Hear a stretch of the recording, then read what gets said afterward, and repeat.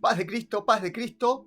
Comenzamos entonces en este día, ya de vuelta de este receso, ya comenzamos, oramos, tuvimos la oportunidad de saludarnos, de enviar nuestros stickers, de decir que estoy presente, y ahora vamos a la lección. Vamos a estudiar la lección de este día en esta escuela de discipulado. Sígame en el nivel crecer. Así que bueno, vamos a marcar el tiempo para ser respetuosos de esto y vamos a estudiar en este día la lección cómo administrar tiempo y talentos. Y además, con la ayuda de Dios voy a estar leyendo en la Biblia del lenguaje sencillo. ¿Cómo podemos administrar correctamente nuestro tiempo y nuestros talentos? ¿Por qué debemos ser mayordomos fieles de lo que Dios nos ha dado? Fíjense que 1 de Pedro 4:10 dice, cada uno de ustedes han recibido de Dios alguna capacidad especial. Úsela bien en el servicio a los demás. Somos tenidos por responsables delante de Dios de manejar fielmente todo lo que Él nos ha dado, reconociendo que ni siquiera nosotros nos pertenecemos a nosotros mismos, sino que Dios nos emplea para que cuidemos lo que es suyo. Efesios capítulo 5, versículo 15 al 17, leo en el nombre del Señor Jesucristo. Tengan cuidado de cómo se comportan. Vivan como gente que piensa lo que hace y no como tontos. Aprovechen cada oportunidad que tengan de hacer el bien porque estamos viviendo tiempos muy malos. No sean tontos, sino traten de averiguar qué es lo que Dios quiere que hagan. Así que vamos a estudiar en este día cómo administrar tiempo y talentos. La mayordomía es una cuestión para hijos de Dios.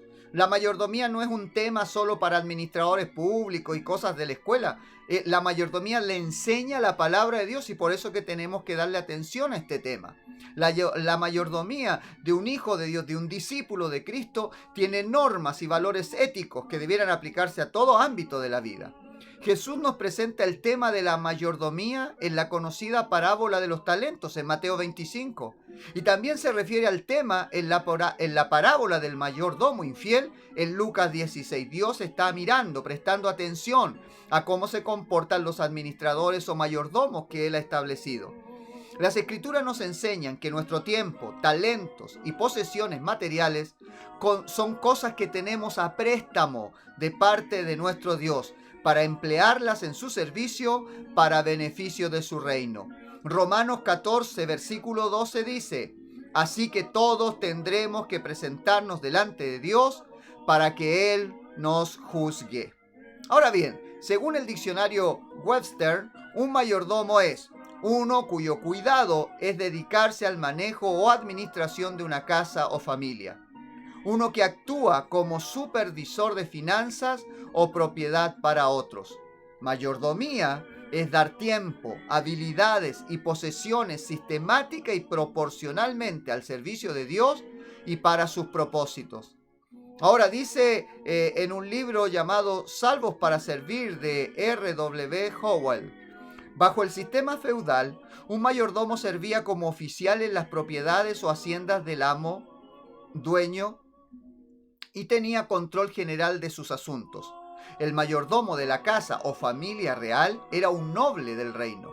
Más tarde, él operaba como manejador o gerente de las propiedades.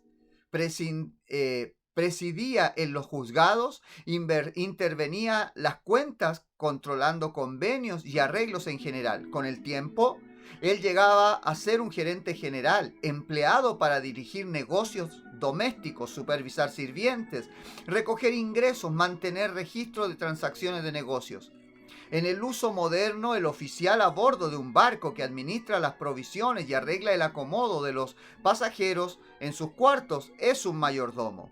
En la historia reciente pasada del mismo Chile, cuando existían los grandes hacendados, latifundistas, los que trabajaban en fundos, vivían allí, la tierra era del dueño del fundo, los peones trabajaban, tenían sus casas allí, tenían una media con el patrón y ellos lo que cosechaban, por ser la tierra del patrón, la mitad era para el patrón y el resto para ellos. Y también existía en los fundos un mayordomo. Y el mayordomo era una persona respetada, porque era una persona que se encargaba de administrar La tierra, los recursos, la entrega de la galleta diaria. Quien vivió en Fundo en esos años se puede acordar. La galleta y el mayordomo tenía un cargo que no era menor. Y así nosotros como mayordomos del Señor Jesucristo, a cargo de todo lo que Él nos ha dado, tenemos una responsabilidad y no es menor. La palabra mayordomía en el Nuevo Testamento griego es oikonomía y la palabra mayordomo es oikónomos, que se traducen en español como economía y economista, respectivamente. La palabra griega oikónomos es una combinación de dos palabras, oikos, que quiere decir casa, y nomos, que vendría a ser la ley, es el jefe de la casa o el que pone las reglas. Por consiguiente, se aplica a la administración de una casa, principalmente en asuntos financieros. Ahora bien, la Biblia emplea estos términos, así que cuando hablamos de mayordomía, de economía, de ecónomo, estamos hablando de una persona que sirve a Dios y no son temas fuera de la palabra de Dios. A la gente le fascina la idea de separar lo que es la devoción espiritual del resto de la vida, y la devoción espiritual debe ser solo orar y vivir éxtasis y ser tocado por el Espíritu Santo, pero la palabra de Dios tiene mucho más enseñanza acerca de la vida práctica, de la administración del tiempo y de las cosas, que lo que tiene acerca del amor o de la gracia. Así que la palabra economía, ecónomo, mayordomo está en la palabra de Dios. Está usado en el Nuevo Testamento. Lucas capítulo 12 versículo 42 dice: el Señor Jesús le respondió: el sirviente responsable y atento es aquel a quien el dueño de la casa deja encargado de toda su familia para que le sirva la comida a tiempo. Un significado espiritual es añadido al término cuando el Señor lo aplica a la vida entera del creyente y lo relaciona con la responsabilidad personal que todos nosotros tenemos. Cuando está hablando de cómo vive un hijo de Dios, Él da una parábola acerca del mayordomo y ahí conecta solo la vida del mayordomo, del enviado, con toda la vida devocional, la fidelidad de un hijo o una hija de Dios. Ahora bien, Pablo utiliza en relación con su comisión de predicación del Evangelio esta palabra. Primera de Corintios 4, versículo 1 al 2 dice: ustedes deben considerarnos como simples servidores de Cristo, encargados, ecónomos, de dar a conocer los planes que Dios tenía en secreto. Los que están encargados, los ecónomos o los mayordomos, de alguna tarea, deben demostrar que se puede confiar en ellos. La idea de mayordomía está conectada con el ser hijos de Dios. Bajo la economía o la administración de la gracia divina, Dios determinó que sus seguidores cumplan con el deber de utilizar rectamente las bendiciones que se le entregan, poniendo en todo a Cristo primero. Curiosamente, cuando toda esta pandemia hemos estado hablando que la autoridad está puesta por Dios. La autoridad está delegada por Dios y el que se opone a la autoridad, a Dios se opone.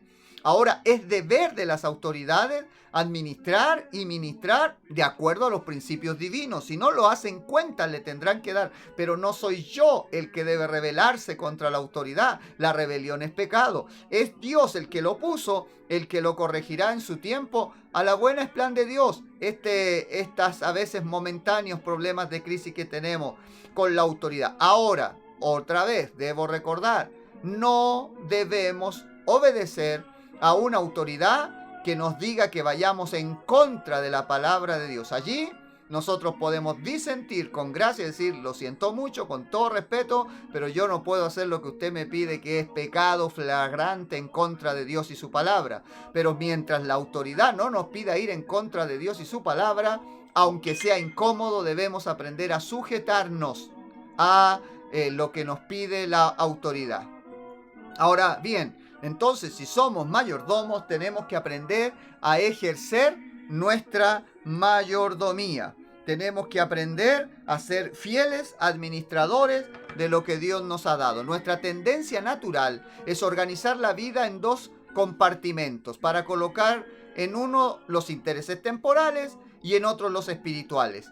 Pero cualquier persona que viva para Cristo, es imposible que haga esto. Porque quien busca el reino de Dios y su justicia, junto, combinado, tiene que ir siendo espiritual y viviendo su vida de la manera en que al Espíritu le agrada, incluyendo la administración de todos los dones que Dios ha puesto en sus manos. La parábola de las minas en Lucas 19, que está completa del versículo 12 al 27, nos recuerda nuestra gran responsabilidad hacia Dios en administrar lo que Él ha puesto bajo nuestro cuidado. Lucas 19:15 dice así: sin embargo, el príncipe fue coronado rey, y cuando regresó a su país, mandó a llamar a los 10 empleados encargados del dinero para ver cómo les había ido.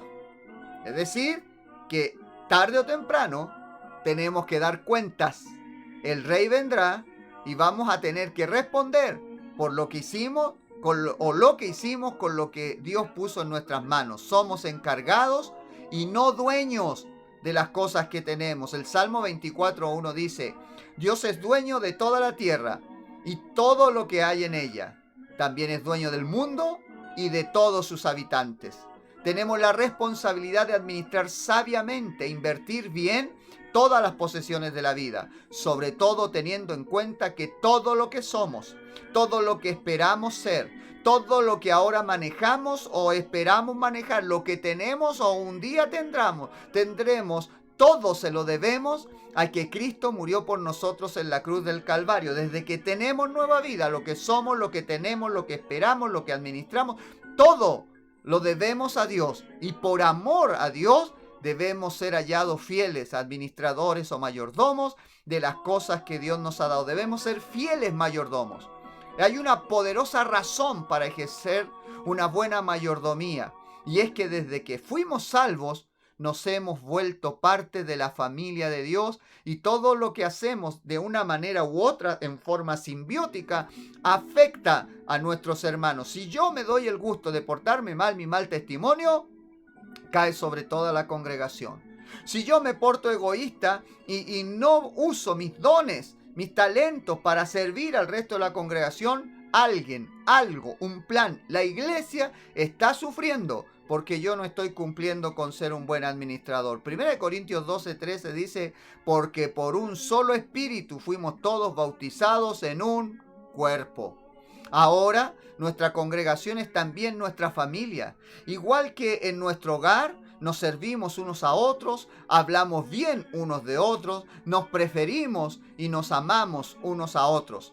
En la iglesia trabajamos juntos, cantamos juntos, lloramos juntos y nos regocijamos juntos. Allí vamos y adoramos, veneramos a nuestro Dios, tomamos la cena del Señor, tenemos comunión, servimos a Jesucristo con los dones de amor que Él nos ha dado y llevamos a cabo la gran comisión. Marcos 16:15. Jesús le dijo: vayan por todos los países del mundo y anuncien las buenas noticias a todo el mundo.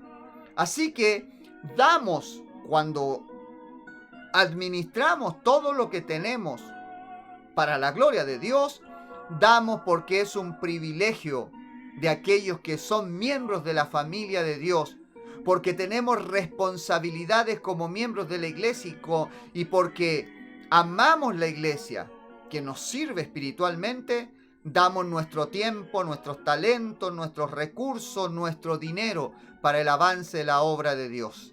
Administramos talentos y administramos dinero. Administramos bienes, administramos el tiempo. Administramos nuestros talentos. Mateo 25, versículo 14, 19 al 21. Son 3 versículos de una parábola que es la parábola de los talentos, que está en Mateo capítulo 25, del versículo 14 al 30. Pero yo voy a leer solo estos 3 versículos para extraer el resumen de esta parábola. Mateo 25, versículos 14, 19, 21 dice: en el reino de Dios pasará lo mismo que sucedió cierta vez, cuando un hombre decidió irse de viaje. Llamó a sus empleados y les encargó su dinero. Mucho tiempo después, el hombre que se había ido de viaje regresó y quiso arreglar cuentas con sus empleados. El hombre le dijo: excelente, eres un empleado bueno y se puede confiar en ti.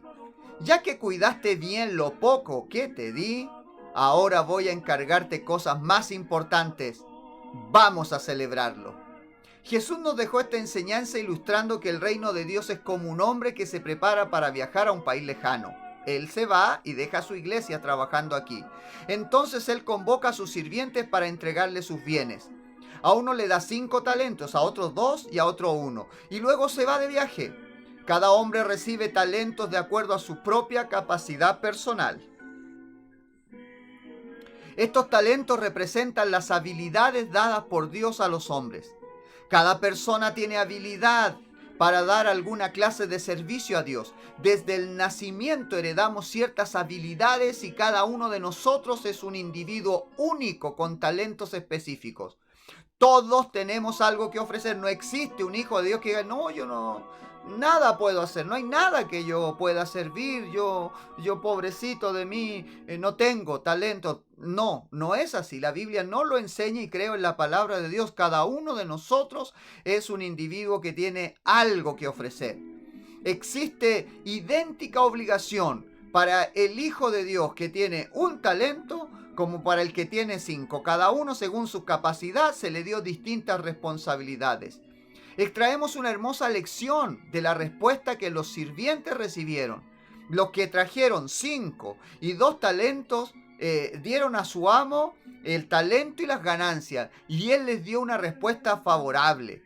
Ellos habían resuelto hacer lo mejor que podían para ser merecedores de la confianza de su amo, duplicando lo que se les dejó.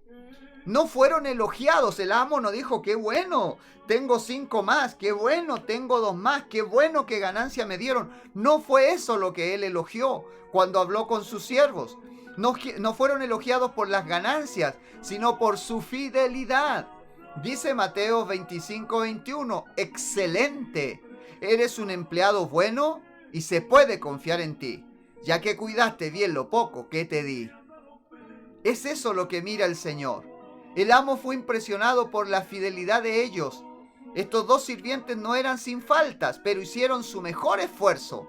Su recompensa por esto fue entrar en el regocijo de su Señor. El sirviente que tenía solo un talento era perezoso. No era que le faltaba la capacidad, el Señor sabía bien lo que le podía encargar. Pero él fue perezoso e inventó excusas.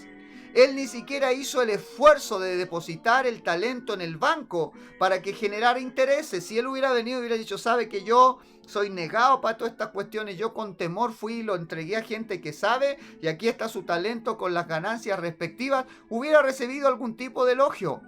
Pero sin embargo, él fue perezoso. Y más encima él se hizo a la idea de que el Señor que él servía era un hombre duro, que era injusto, que pedía más de lo que sus sirvientes podían hacer. Perdió todo. Perdió todo.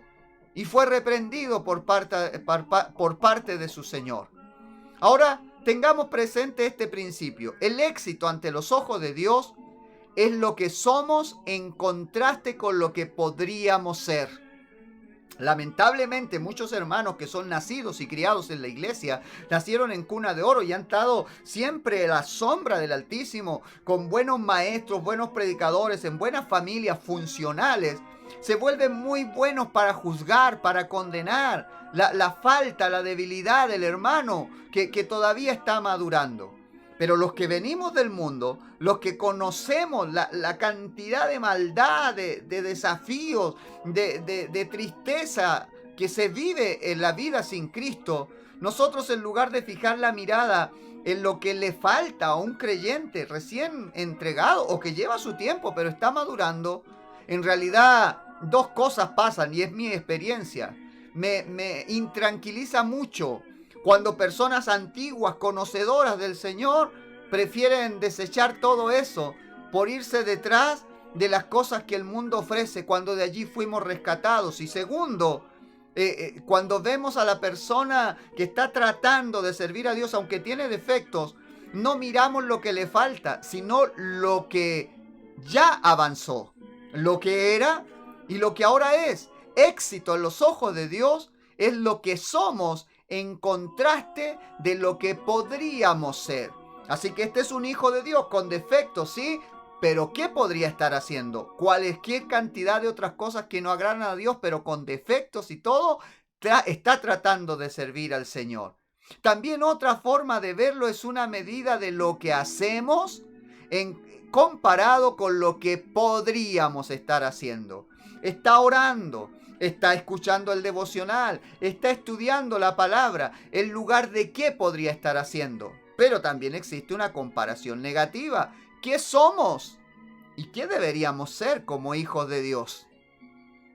Medítelo, hágase un juicio usted mismo, usted misma. El Espíritu Santo que le diga qué somos y qué debiéramos ser. ¿Qué estamos haciendo? ¿Y qué debiéramos hacer? ¿Hay responsabilidades particulares para nosotros en la vida? Según se nos dé a conocer la voluntad de Dios.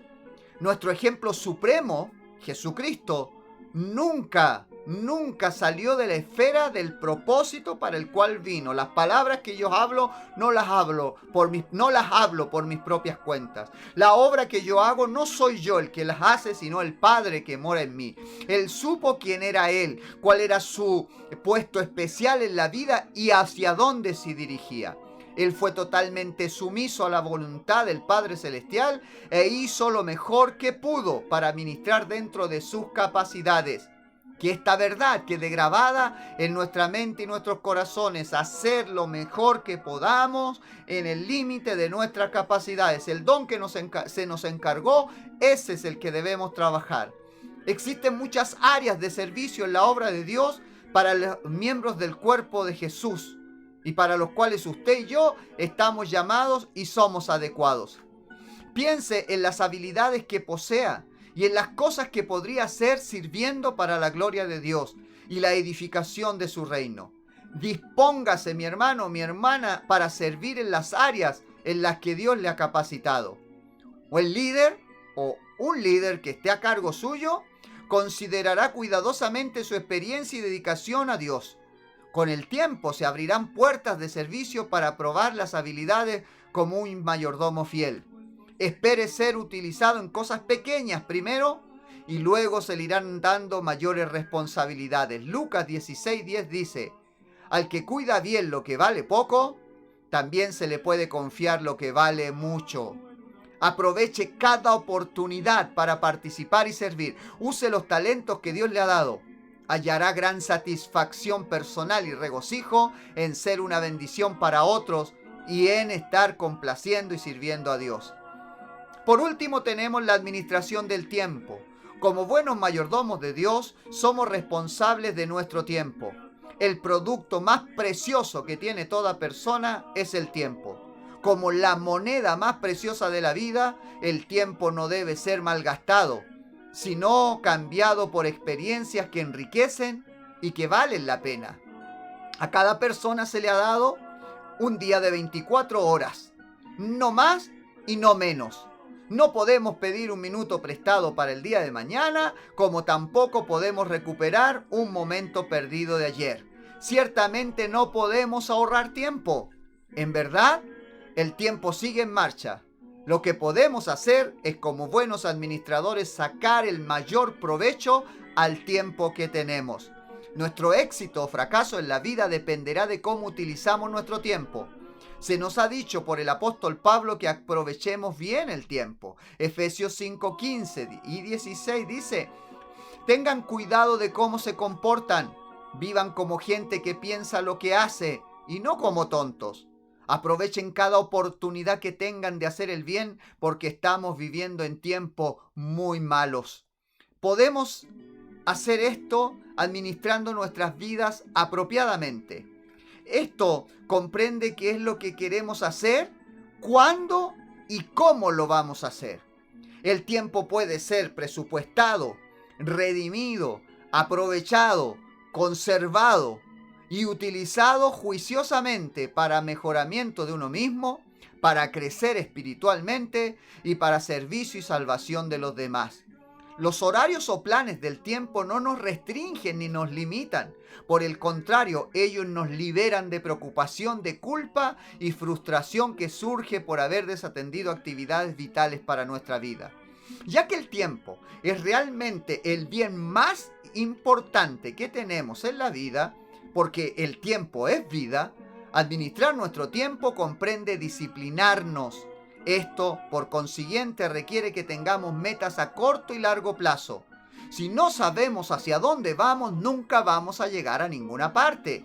Si no sabemos a dónde vamos, cualquier camino que tomemos y por rápido que andemos, nos llevará siempre al mismo lugar, es decir, a ninguna parte. Si no le apuntamos a nada, nunca daremos en el blanco. Si no sabemos lo que esperamos, nunca sabemos si lo recibimos. Sin saber a dónde vamos, podemos perder tiempo precioso, vagando sin sentido. Con el tiempo, esto puede resultar en una vida perdida. Debemos orar por las metas de la vida, ponerlas en orden de importancia para establecer prioridades y afirmarlas en la mente y ponerlas como un objetivo a alcanzar. Le pregunto, ¿estamos considerando acciones como logros? ¿Nos estamos volviendo eficientes en actividades que no son efectivas? No sé si entiende la pregunta. ¿Estamos considerando acciones como logros? Porque hay gente que está muy ocupada, pero no está logrando nada. Como iglesia, como líderes, como ministros, a veces estamos llenos de cosas por hacer y haciendo. Pero ¿estamos haciendo lo que debemos? ¿Es importante? Podemos hacer programas excelentes, pero si no tienen ganancias, si no producen la salvación de las almas o la edificación del cuerpo, son solo eficientes, no son efectivas. Debemos regular nuestras actividades para hacer lo mejor con nuestro tiempo. Varias preguntas que debiéramos hacernos en este sentido son las siguientes. ¿Contará esta actividad o será importante dentro de 10 años? ¿Se tomará en cuenta esta actividad en la eternidad? ¿Usted qué hace de 7 a 9? Voy a la plaza y le doy migas a las palomas. Y cuando llegue al cielo, ¿eso de qué vale? ¿Sirve lo que está haciendo? ¿En qué está invirtiendo su tiempo? ¿Me ayuda esta actividad a alcanzar mis objetivos o metas? ¿Le doy a esta actividad la importancia que realmente tiene? Un instrumento de mucha ayuda para poder usar bien el tiempo es una lista de cosas por hacer. La describimos. Debe hacerse una lista de tareas para el siguiente día. Todas las tardes, en orden de importancia de arriba abajo. Las cosas que quedaron sin hacer ese día deben ser colocadas en primer lugar de la lista.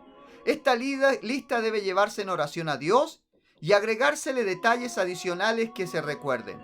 Según se vayan completando las actividades anotadas, marcarlas como terminadas. Y las tareas no hechas, anotarlas en la lista para el día siguiente. Las cosas para hacer pueden también ser como objetivos a largo plazo. Esto es lo que un día tengo que comenzar a hacer y debo ponerle fecha para comenzar, para ver los logros. Una mayordomía sabia de nuestro desempeño debe incluir compromisos diarios definidos. Debe haber un tiempo para orar, un tiempo para edificarnos en la Escritura, un tiempo para esperar en Dios por respuestas necesarias y direcciones, tiempo de lectura de la Biblia, estudio y meditación que se debe hacer cada día. Cada semana debemos destinar tiempo específico para servir de alguna forma en nuestras iglesias locales. Nuestro horario y nuestro estilo de vida entera deben desenvolverse alrededor del servicio a Dios como parte de la iglesia.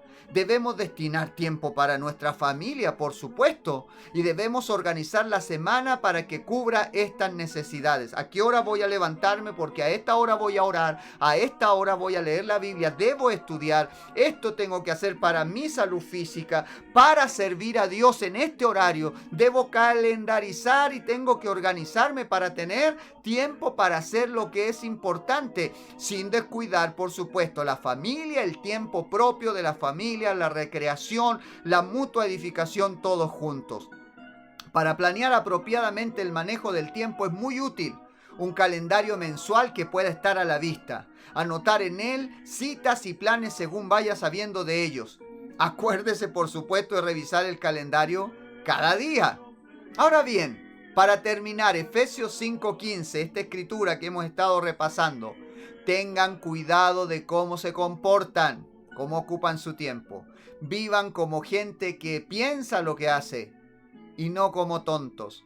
Si usted no toma el control de su vida, de lo que hace con su tiempo, la vida tiene la mala costumbre de pasarnos por encima.